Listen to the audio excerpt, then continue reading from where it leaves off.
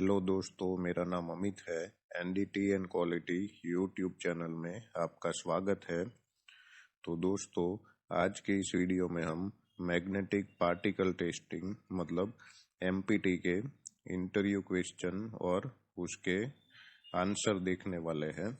तो इससे पहले मैंने लिक्विड पेनिट्रेंट टेस्टिंग, अल्ट्रासोनिक टेस्टिंग और रेडियोग्राफी टेस्टिंग फिल्म इंटरप्रिटेशन का ऐसे ही वीडियो बनाए हुए हैं, जिसमें मैंने इसमें जब भी आप ये एनडीटी मेथड में इंटरव्यू देने जाते हो तो कौन कौन से क्वेश्चन पूछे जा सकते हैं और उसके क्या क्या आपको आंसर देने हैं वो बताए हुए हैं। तो ये वीडियो भी आप जरूर देखिएगा। अभी रिसेंटली मैंने रेडियोग्राफी टेस्टिंग मतलब आरटी का भी एक वीडियो पोस्ट किया है, जिसमें भी मैंने इंटरव्यू क्वेश्चन आंसर डिस्कशन किए हुए हैं। तो आज के इस वीडियो में हम एमपीटी के ऐसे ही इंटरव्यू क्वेश्चन आंसर देखने वाले हैं। तो वीडियो थोड़ा सा लंबा होने वाला है। अभी तक आपने हमारा चैनल सब्सक्राइब नहीं किया है तो चैनल को ज़रूर सब्सक्राइब कर लीजिएगा। नोटिफिकेशन बेल है वो भी क्लिक कर लीजिएगा और वीडियो है वो अपने दोस्त और कलीग लोगों को शेयर करिए। तो यहाँ पे सबसे पहले मैग्नेटिक पार्टिकल टेस्टिंग में जो क्वेश्चन सबसे पहला पूछा जा सकता है कि what is meant by magnetic particle testing. ठीक है, मतलब कि आप मैग्नेटिक पार्टिकल टेस्टिंग जो है उसका क्या मतलब निकालते हो, मतलब कि उसका क्या मतलब होता है। तो magnetic particle testing is a non destructive testing method और process that used to detect surface and sub surface discontinuities in ferromagnetic material like nickel, cobalt, iron and their alloys. ठीक है, तो ये फेरोमैग्नेटिक वर्ड है वो use करना बहुत जरूरी है, क्योंकि एमपीटी का जो पूरा मेथड है वो फेरोमैग्नेटिक मटेरियल है, उसके ऊपर ही आप एमपीटी कर पाते हो। उसके अलावा उसमें सरफेस और सब सरफेस मतलब कि नियर सरफेस इंडिकेशन जो होते हैं वो आपको मिल जाते हैं। ठीक है, तो इसमें फेरोमैग्नेटिक मटेरियल जो है वो कौन कौन से है जिसमें आप एमपीटी कर पाते हो। तो निकल है, cobalt, iron and their alloys. ठीक है, तो उसके निकल, कोबाल्ट, आयरन के एलॉयज है उसके ऊपर भी आप एमपीटी कर पाते हो। ठीक है, तो इस टाइप से आपको एमपीटी जो है उसका डेफिनेशन पूछा जाए, क्या एमपीटी टेस्ट क्या है ये पूछा जाए तो इसका आंसर देना है। अभी इसमें एमपीटी लेवल 2 टेक्नीशियन की इंटरव्यू है, तो इसमें ये क्वेश्चन पूछा जाता है मेनली कि कैसे आप एमपीटी करते हो, मतलब कि explain the steps in magnetic particle testing. ठीक है, तो स्टेप वाला जो क्वेश्चन है वो आप चाहे पीटी, एमपीटी, यूटी जो भी इंटरव्यू देने जाते हो, ठीक है, एज ए टेक्नीशियन, तो उसमें स्टेप वाला क्वेश्चन है वो पूछा ही जाता है। तो ये आपको हमेशा याद करके जाना है। तो इसमें सबसे पहला तो पार्ट को क्लीन करना है, प्री क्लीन जिसको बोला जाता है। ठीक है, उसके बाद आपको पार्ट में मैग्नेटिक फील्ड जो है वो इंड्यूस करना है। ठीक है, मतलब कि पार्ट को मैग्नेटाइज करना है। तो पार्ट को मैग्नेटाइज करने के लिए काफ़ी अलग अलग तरीके हैं, जैसे कि आप योग टेक्निक करते हो या प्रोड टेक्निक करते हो, हेड शॉट है, सेंट्रल कंडक्टर टेक्निक है। ठीक है, तो ये सब टेक्निक है, इसका भी मैंने अलग से वीडियो बनाया हुआ है, तो वो सब टेक्निक है आपको मिल जाएंगे। तो जनरली योग टेक्निक है वो ज़्यादातर यूज होता है। तो योग टेक्निक पूरा का पूरा कैसे योग है वो ऑपरेट करते हैं वो भी आपको पता होना चाहिए। तो योग में अंदर से मतलब कि डीप में आपको कई सारे क्वेश्चन पूछे जा सकते हैं, जैसे कि योग है तो उसका कैलिब्रेशन कैसे करना है वगैरह सब। ठीक है, तो ये भी आपको याद करके जाना है। तो मैग्नेटिक फील्ड आप इंड्यूस करते हो, उसके बाद apply magnetic particle to the specimen surface. ठीक है, तो मैग्नेटिक पार्टिकल अप्लाई करना है, तो आपका ड्राई मेथड है तो आप डायरेक्टली पार्टिकल अप्लाई करते हो, और वेट मेथड है तो इसमें आप कंसंट्रेशन बना के पार्टिकल जो है वो अप्लाई करते हो। उसके बाद view the surface looking for particle groupings that are cause by defects. ठीक है, तो बाद में आपको इंटरप्रिटेशन करना है सरफेस के ऊपर कोई इंडिकेशन आपको दिख रहा है कि नहीं, उसके बाद उसका मेजरमेंट वगैरह सब लेके एक्सेप्टेंस क्राइटेरिया के हिसाब से आपको ये एक्सेप्ट है कि रिपेयर है ये डिसीजन देना है। उसके बाद लास्ट स्टेप है demagnetise and clean the specimen. ठीक है, तो डीमैग्नेटाइजेशन अगर रिक्वायरमेंट है तो आपको ये प्रोसीजर में लिखा है, तो आपको पार्ट को डीमैग्नेटाइज करना पड़ेगा और बाद में लास्ट में स्पेसिमेन है वो क्लीन करना है। ठीक है, तो इस तरह से ये एमपीटी के 5 स्टेप है जो आपको याद करके जाना है। उसके बाद what is dry magnetic particle inspection. ठीक है, तो ये ड्राई वाला मैंने यहाँ पे क्वेश्चन ऐड किया है, वैसे ही वेट वाला भी आपको पूछ सकते हैं। ठीक है, तो ड्राई वाला मैं यहाँ पे बता देता हूँ। वेट टेक्निक है, उसमें खाली कंसंट्रेशन जो है वो आपको बनाना रहता है, बाकी सब जो प्रोसेस है वो सेम है। In this magnetic particle testing technique dry particle are dusted onto the surface of the test object as the item is magnetized। ठीक है, तो पार्टिकल है वो डस्टेड मतलब कि डायरेक्टली आपको पार्ट के ऊपर डस्ट करना है। Dry particle inspection is well suited for inspection conducted on a rough surfaces. ठीक है, तो ये रफ सरफेसिस के ऊपर बहुत अच्छा ये टेक्निक है। ठीक है, अगर आप वेट मेथड करते हो ड्राई की जगह, तो वेट मेथड है वो मोस्टली स्मूथ सरफेसिस होते हैं उस पे होता है। रफ सरफेस है तो उस पे ड्राई पार्टिकल मेथड है वो सबसे अच्छा है। Dry particle inspection is also use to detect shallow sub surface cracks. ठीक है, तो शैलो क्रैक है बराबर और सब सरफेस क्रैक है, तो उसमें आप ड्राई पार्टिकल मेथड करें तो अच्छा है। अगर आपको वेट टेक्निक यूज करना है, ठीक है, तो उसमें आपको मोस्ट ऑफली सरफेस के ऊपर जो इंडिकेशन होगा वही आपको मिलेगा, और वेट टेक्निक है उसमें आपको शार्प इंडिकेशन होगा तो भी आपको मिल जाएगा। उसके बाद एक और क्वेश्चन है, what is the maximum depth that magnetic particles can detect a discontinuity. ठीक है, तो इसमें ये पूछ रहे हैं कि एमपीटी में कोई भी इंडिकेशन है तो कितनी डेप्थ में इंडिकेशन होगा तो वो आप पकड़ पाते हैं। ठीक है, तो एमपीटी में ये याद रखना है, ये 1/4 इंच का जो क्राइटेरिया है ये याद रखना है। तो 1/4 इंच जो है उतने डेप्थ में इंडिकेशन है तो आपको मिल जाएंगे। ठीक है, इसके लिए आपको HWDC या DC जो करंट है वो यूज करना पड़ेगा। ठीक है, AC करंट से ऑलमोस्ट सरफेस के ऊपर इंडिकेशन है वो आपको मिलेंगे, और AC करंट में स्किन इफेक्ट रहता है। ठीक है, स्किन इफेक्ट का हमने पूरा का पूरा जो कॉन्सेप्ट है ये वीडियो में हमारे जो ट्रेनिंग लेक्चर के वीडियो है उसमें कवर किया हुआ है।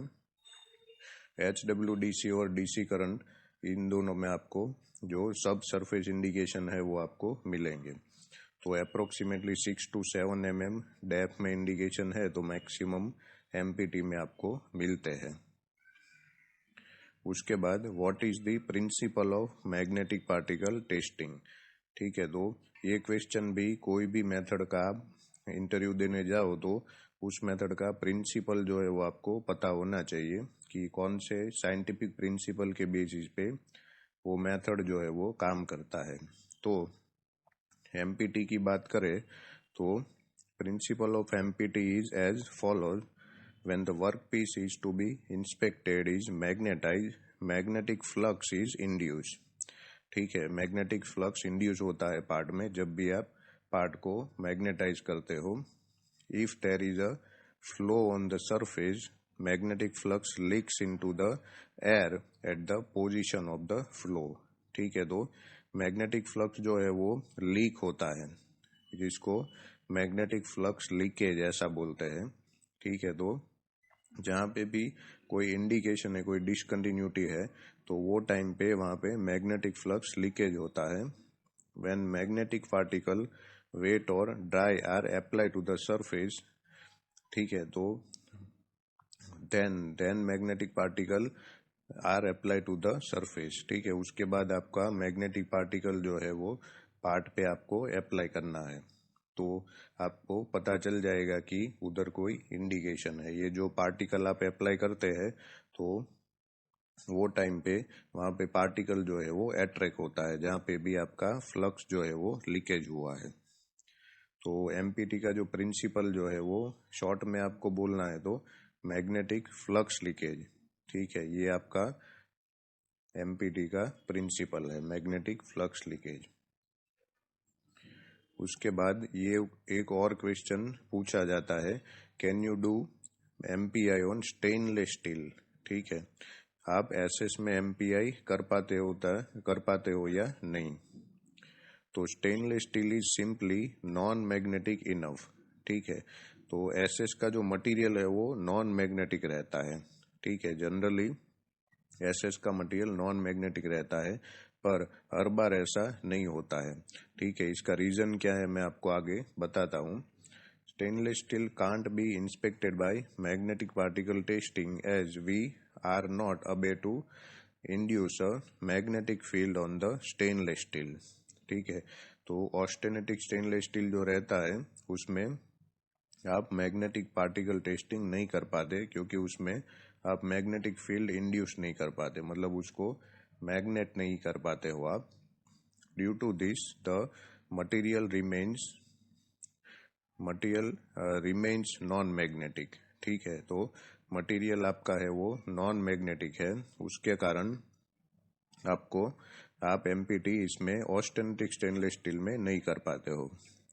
But only austenitic stainless steel that are not capable of magnetisation, ferritic stainless steels are actually magnetic. ठीक है, तो आपका जो स्टेनलेस स्टील है उसमें बहुत सारे टाइप है। ठीक है, तो एसएस का कौन कौन सा टाइप है उसका भी मैंने वीडियो बनाया हुआ है, उसमें आपको अलग अलग टाइप के एसएस का मैंने डिस्कशन किया हुआ है। तो एसएस में जो ऑस्टेनेटिक स्टेनलेस स्टील है, ठीक है, उसका आप एमपीटी नहीं कर पाते, क्योंकि ये जो है ये आपका नॉन मैग्नेटिक मटेरियल है। पर दूसरा जो है वो फेरिटिक स्टेनलेस स्टील भी होता है, तो फेरिटिक स्टेनलेस स्टील है वो आपका मैग्नेटिक होता है। ठीक है, तो उसमें आप एमपीटी कर पाते हो। उसके अलावा डुप्लेक्स है, सुपर डुप्लेक्स मटेरियल है, मार्टेन स्टेटिक स्टेनलेस स्टील, ऐसे कई टाइप के एसएस आते हैं। तो आपको पता ना हो कि कौन से एसएस पे आपको एमपीटी कर पाते हो या नहीं, तो सिंपली आपको एक मैग्नेट का टुकड़ा लेना है। ठीक है, और जो भी मटेरियल है वहां पे आपको नजदीक ले जाओगे, अगर वो अट्रैक्शन होता है तो वो मटेरियल जो है वो मैग्नेटिक है। ठीक है, तो ऐसे करके आपको चेक करना रहता है। तो इंटरव्यू में आपको ये याद रखना है, स्टेनलेस स्टील का कोई क्वेश्चन पूछे तो उसमें आपको ये स्पेसिफाई करना है कि ऑस्टेनेटिक स्टेनलेस स्टील है उसमें आप एमपीटी नहीं कर पाते। जनरली जो भी फैब्रिकेशन में मटेरियल यूज होता है उसमें ऑस्टेनेटिक स्टेनलेस स्टील ज्यादातर यूज होता है, इसके लिए आपको ये स्पेसिफाई करना पड़ेगा। उसके बाद यहाँ पे योग रिलेटेड टेक्निक का एक क्वेश्चन है, तो what is the lifting power of योग ड्यूरिंग कैलिब्रेशन। ठीक है, तो योग का कैलिब्रेशन करते हो तो वो टाइम पे लिफ्टिंग पावर क्या है योग का। तो magnetising power of yoke shall be verified prior to use each day the yoke is use. ठीक है, पहले तो ये बात है कि आपको योग का जो कैलिब्रेशन करना है तो आपको रोज इसमें वेरीफाइड करना है।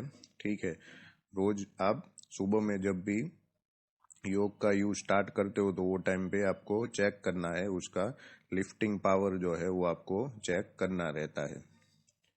अल्टरनेटिंग करंट इलेक्ट्रोमैग्नेटिक योग शैल have a lifting power of at least 10 LB और 4.5 kg at the maximum pole spacing with contact similar to what will be used during the examination। ठीक है, तो आपको इसमें जो लिफ्टिंग पावर है वो 4.5 kg का है। ठीक है, और आपको मैक्सिमम पोल स्पेसिंग में भी चेक करना है। ठीक है, मतलब कि पोल स्पेसिंग जितना हो सके उतना मैक्सिमम रखना है, और आपको ये 4.5 kg का वेट उठा के देखना है। और इसमें जो योग का कांटेक्ट रहता है, ठीक है। कॉन्टेक्ट मतलब कि जैसे ये आपका पार्ट है, इसमें आपने योक लगाया है तो इसका दो लेग रहता है ऐसे, ठीक है। तो दोनों लेग है उसका जो कॉन्टेक्ट है वो कैसे रखना है, आप एक्चुअल जब भी एमपीटी करोगे, एग्जामिनेशन एमपीटी का करोगे, तो वो टाइम पे कैसे आपने कांटेक्ट रखना है, वैसे ही कैलिब्रेशन टाइप के आपको कांटेक्ट रखना है, ठीक है। तो आप एसी करंट यूज करते हो तो 4.5 केजी का वेट लिफ्टिंग आपको करना है। उसके बाद डायरेक्ट करंट और permanent magnetic yoke shall have a lifting power of at least 40 LB और 18 KG at the maximum pole spacing, ठीक है। तो जब भी आप डायरेक्ट करंट यूज करना चाहते हो, ठीक है, या परमानेंट मैग्नेटिक योक है आपके पास, तो वो टाइम पे लिफ्टिंग पावर है वो आपका कितना है, 18 केजी का है। मतलब 18 केजी का प्लेट उठा के आपको देखना है, ठीक है। तो ये आपको ये दोनों वैल्यू जो है 4.5 केजी और 18 केजी ये दोनों याद रखना है। उसके बाद what is minimum and maximum प्रोड स्पेसिंग ड्यूरिंग प्रोड एमपीटी, ठीक है। तो प्रोड एमपीटी भी अभी इंडिया में कई कंपनियां हैं जो प्रोड एमपीटी करती है, तो वो टाइम पे आपको प्रोड का स्पेसिंग है वो भी ध्यान में रखना रहता है। तो कोड के हिसाब से देखें, मतलब कि एएसएमई सेक्शन 5 आप देखोगे तो उसमें जो एमपीटी का आर्टिकल है उसमें प्रोड स्पेसिंग का ये क्राइटेरिया दिया हुआ है। तो मैक्सिमम प्रोड स्पेसिंग शैल बी 8 इंच, ठीक है। 8 इंच का मैक्सिमम प्रोड स्पेसिंग होना चाहिए, उससे ज्यादा नहीं, मतलब कि 200 mm।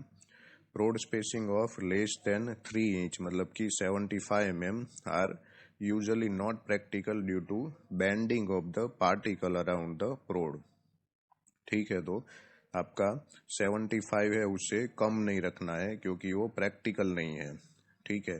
क्योंकि आपका जो प्रोड का टिप है उसके अराउंड आपका पार्टिकल है वो जमा हो जाते हैं, ठीक है। इसके लिए जनरली जो प्रोड स्पेसिंग है वो 75 mm टू 200 mm के बीच में रखा जाता है, ठीक है। तो ये इसका रेंज है, ये भी आपको याद रखना है।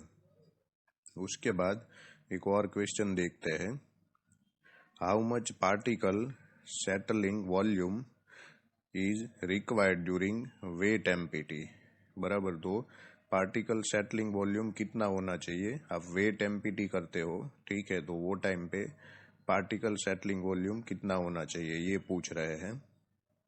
तो यहाँ पे अगर आप फ्लोरोसेंट पार्टिकल यूज करते हो, ठीक है, तो required settling volume is from 0.1 ml to 0.4 ml in 100 ml bath sample. तो 100 ml का अगर आपका पानी का आपने पूरा ट्यूब लिया हुआ है, बराबर, सेंट्रीफ्यूज ट्यूब में ये पूरा प्रोसेस करते हैं, तो इसमें आपको 100 ml में 0.1 ml टू 0.4 ml पार्टिकल होने चाहिए, ठीक है। ये हम फ्लोरोसेंट पार्टिकल की बात कर रहे हैं।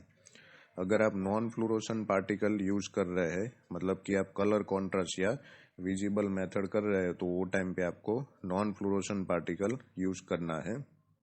तो उसके लिए आपको 100 ml का जो बाथ सैंपल है उसमें 1.2 ml टू 2.4 ml का पार्टिकल लेना है, मतलब पार्टिकल जो है उसका वॉल्यूम इतना होना चाहिए, ठीक है। तो इसमें पूरा प्रोसेस कैसे करना है उसका भी मैंने अलग से वीडियो बनाया हुआ है, ठीक है। इसमें आपको कैसे पूरा का पूरा प्रोसेस करना है सेंट्रीफ्यूज ट्यूब लेके, ठीक है, ये पूरा मैंने वीडियो में बताया हुआ है। तो एमपीटी का जो हमारा प्लेलिस्ट है चैनल का उसमें ये वीडियो आपको मिल जाएगा। अभी इसमें what is the procedure code and acceptance criteria for magnetic particle inspection, ठीक है। तो एमपीटी आप करते हो तो वो टाइम पे कौन सा कोड यूज करना है और कौन सा एक्सेप्टेंस क्राइटेरिया यूज करना है वो भी आपको पूछा जा सकता है। तो MPT shall be done as per ASME boiler and pressure vessel code section 5 article 7, बराबर। तो अगर आप एमपीटी करते हो, एएसएमई कोड फॉलो करते हो, ठीक है, तो वो टाइम पे आपको एएसएमई का सेक्शन 5 उसका आर्टिकल 7 जो है वो आपको फॉलो करना है, वो आपका प्रोसीजर कोड है। ठीक है, और एक्सेप्टेंस क्राइटेरिया जो है वो आपको ASME boiler pressure vessel code में सेक्शन 8 डिवीजन 1 उसका अपेंडिक्स 8 जो है उसमें आपको एक्सेप्टेंस क्राइटेरिया मिल जाएगा। तो एक्सेप्टेंस क्राइटेरिया का भी मैंने वीडियो बनाया हुआ है, वो भी आपको चैनल की प्लेलिस्ट में मिल जाएगा। ठीक है, तो उसके बाद यहाँ पे एक और question, what is use of pi gauge in magnetic particle testing. बराबर, तो पाई गेज है उसका क्या यूज है ये भी पूछ सकते हैं। तो the pi gauge is a tool for quickly verifying the direction of magnetic flux on the surface. बराबर, तो ये याद रखना, इसमें डायरेक्शन चेक करने के लिए आपका पाई गेज का यूज होता है। ठीक है, तो एमपीटी जब भी आप करते हो, बराबर, जनरली मैं योक एमपीटी की अभी बात कर रहा हूँ। तो योक एमपीटी में कैलिब्रेशन के टाइम दो चीज आपको करना रहता है। पहला चीज है वो आपको डायरेक्शन कैलिब्रेशन, मतलब कि एमपीटी में जो फ्लक्स है उसका डायरेक्शन कैलिब्रेशन करना रहता है, और दूसरा जो है उसमें आपको स्ट्रेंथ कैलिब्रेशन करना रहता है। बराबर, तो स्ट्रेंथ कैलिब्रेशन जो है, ठीक है, उसमें आप जो लिफ्टिंग पावर है योग का वो उठा के देखते हो। ठीक है, लिफ्टिंग पावर चेक करते हो, मतलब लिफ्टिंग पावर का अभी हमने बात किया, एसी है तो 4.5 केजी, बीसी में 18 केजी। ठीक है, तो ये एक चीज आप स्ट्रेंथ चेक करते हो, और दूसरा डायरेक्शन, फील्ड का डायरेक्शन चेक करते हो। तो डायरेक्शन चेक करने के लिए आपको पाई गेज का यूज करना है। तो पाई गेज में आप ये क्विकली वेरीफाई कर सकते हो। It is made from 8 ferrous segment braze into a single piece providing star pattern of non ferrous discontinuities. ठीक है, तो पाई गेज आपका रहता है वो 8 सेगमेंट का बना रहता है, 8 फेरस सेगमेंट होते हैं, और उसमें ब्रेजिंग करके आपका सिंगल पीस बनाया जाता है। ठीक है, तो ये जो 8 जो आपका फेरस सेगमेंट है उसके बीच में आपको डिसकंटिन्यूटी जो है वो मिलती है। ठीक है, तो इस टाइप का पाई गेज होता है। यहाँ पे मैं आपको सिंपली दिखा देता हूँ। ठीक है, ये आपका पाई गेज है। तो 8 सेगमेंट है यहाँ पे टोटल। ठीक है, ये 8 सेगमेंट मिला के आपका पाई गेज बनता है। ये सारे है वो फेरस सेगमेंट है, और उसके बीच वाला जो लाइन है, ठीक है, ये आपका ये आपका जो लाइन है, ठीक है, जब भी आप एमपीटी में योक रखोगे, ठीक है, तो ये जो लाइन है ये आपको दिखेगा, मतलब कि आपको पैरेलल लाइन है वो नहीं दिखेगा, परपेंडिकुलर लाइन है वो आपको दिखेगा। ठीक है, एमपीटी में आपको पता हो तो जो भी इंडिकेशन है वो फ्लक्स लाइन के पैरेलल होगी तो आपको नहीं दिखेगी, परपेंडिकुलर होगी तो आपको दिखेगी। अभी उसके बाद how much light intensity is required for empty. ठीक है, तो लाइट इंटेंसिटी का क्वेश्चन है, उसमें the minimum light intensity shall be 100 foot candle और 1076 lux for visible colour contrast particle. बराबर, तो अगर आप ये विजिबल या कलर कॉन्ट्रास्ट टेक्निक यूज करते हो तो वो टाइम पे 100 फुट कैंडल या 1076 लक्स मिनिमम इंटेंसिटी चाहिए। और ये चेक करने के लिए आप लाइट मीटर जो है उसका यूज करते हो। ठीक है, तो लाइट मीटर यूज करके आप ये लाइट इंटेंसिटी चेक कर सकते हो। For fluorescent particle UVA light shall achieve a minimum of 1000 microwatt per centimetre square on surface of a part being examined throughout the examination. It shall be perform in a darken area with a maximum ambient light white light level of 2 foot candle. बराबर, तो जब भी आप फ्लूरोसन empty करते हो तो वो time पे आपका पार्ट का सरफेस है उस पे जो आप यूवी ए लाइट यूज करते हो उसका इंटेंसिटी है वो आपका 1000 माइक्रोवाट पर सेंटीमीटर स्क्वायर होना चाहिए। ठीक है, और आपका जो एग्जामिनेशन एरिया है उधर मैक्सिमम लाइट लेवल है, मतलब कि वाइट लाइट लेवल है वो 2 फुट कैंडल होना चाहिए, मैक्सिमम लेवल है।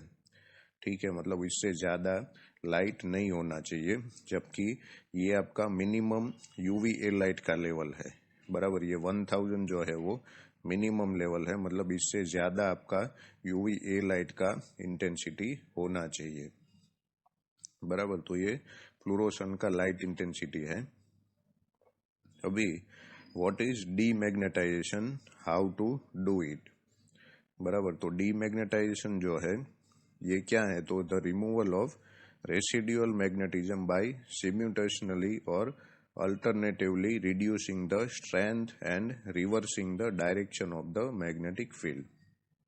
बराबर, तो इसमें आपको सबसे पहले तो स्ट्रेंथ रिड्यूस करना है, ठीक है, मैग्नेटाइजेशन का, और बाद में जो मैग्नेटाइजेशन है उसको रिवर्स करना है। बराबर, तो डीमैग्नेटाइजेशन क्या है, ये आपका रेसिडुअल मैग्नेटिज्म है। जब भी आप एमपीटी कर लेते हो, बराबर, तो रेसिडुअल मैग्नेटिज्म है उसको रिमूव करने के लिए आप ये डीमैग्नेटाइजेशन करते हो। इसमें आपको मैग्नेटाइजेशन का पहले तो रिड्यूस करना है और रिवर्स करना है। बराबर, ये दो चीज इसमें याद रखना है। तो एमपीटी का हमने जो सीरीज पूरा ट्रेनिंग का रेडी किया है उसमें आपको डीमैग्नेटाइजेशन का पूरा मैंने डिटेल में बताया हुआ है। तो यहाँ पे generally 2 method are use for demagnetisation. तो पहला जो है वो एसी कॉइल मेथड है, एसी करंट कॉइल मेथड। तो इसमें the part is place in the field of an AC coil and withdraw slowly to about 1.2 to 2 metre away. बराबर, तो पार्ट को आपको एसी कॉइल में रखना है और उसको धीरे धीरे है बाहर निकालना है और इसको 1.2 से 2 मीटर दूर ले जाना है। Small parts should be kept close to the ID of the coil. ठीक है, तो छोटे जो पार्ट है उसको आईडी है कॉइल का उसके नजदीक रखना है, क्योंकि कॉइल का जो आईडी है उधर आपको मैग्नेटाइजेशन का इफेक्ट ज्यादा मिलता है। ठीक है, मतलब सेंटर से आपको दूर ले जाना है।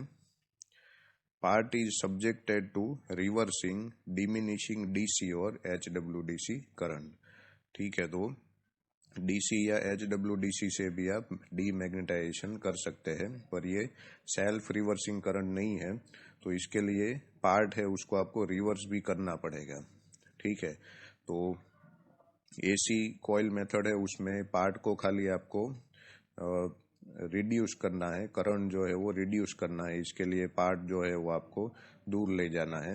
बराबर, पर ये जो डीसी या एचडब्ल्यूडीसी करंट है इसमें करंट जो है वो रिड्यूस तो करना ही है, उसके अलावा रिवर्स भी करना पड़ेगा आपको करंट, क्योंकि ये सेल्फ रिवर्सिंग करंट नहीं है। एसी करंट जो है वो आपका सेल्फ रिवर्सिंग करंट है।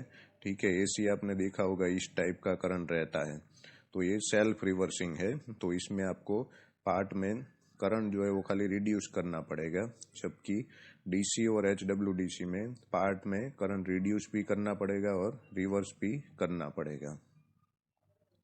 उसके बाद लास्ट क्वेश्चन है advantages and limitation of empty.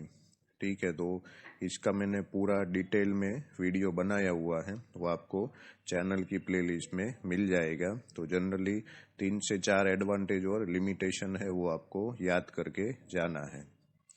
ठीक है, तो ये 14 क्वेश्चन है यहाँ पे मैंने कवर किए हुए हैं। ये बहुत बेसिक क्वेश्चन है। बराबर, तो इसमें कोई भी क्वेश्चन पूछे तो उसमें आप आंसर देते हो, तो उसमें डिटेल में भी आपको क्वेश्चन पूछ सकते हैं। तो इसके अलावा भी आपको कोई क्वेश्चन अगर पूछा गया हो इंटरव्यू में, कमेंट बॉक्स में ज़रूर लिखिए, और आपको कोई दूसरा इसमें भी क्वेश्चन है तो मुझे कमेंट बॉक्स में पूछ सकते हैं। Okay, thank you.